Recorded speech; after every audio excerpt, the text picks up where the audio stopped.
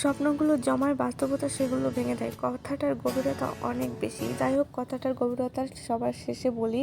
তো দেখতে পারছো আমি কিন্তু দীর্ঘ 100 কোটি বছর পর আমার বাসায় ফিরেছি, মানে 1 মাস পর। তো আমার বাসার অবস্থা খুবই খারাপ অবস্থা। দেখো কি অবস্থা, 1 মাস বাসায় ছিলাম না, তাই আমার রুমের যে অবস্থা, মনে হচ্ছে যে কত কোটি বছর মনে হয় এই বাসাতে কেউ থাকে না।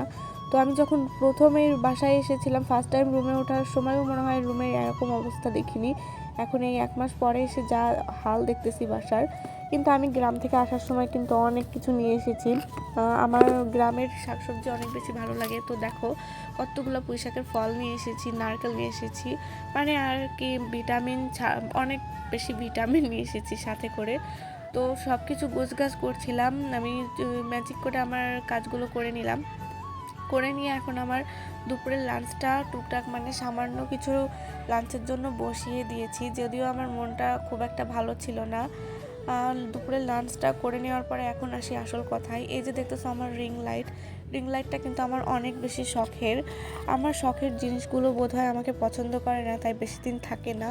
তো আমার রিং লাইটটা আমি বাসায় আসার পরে দেখি আমার দরজা খুলতেই দেখি যে রিং লাইট এরকম ভেঙে পড়ে আছে। এর মাথার কাছে নাট টাইপের একটা নাট ছিল, ওইটা খুঁজে পাচ্ছি না, জানি না এটা কিভাবে ভেঙে গেছে। বাট আমার শখের জিনিসটা এভাবে নষ্ট হয়ে যাবে আমি কখনো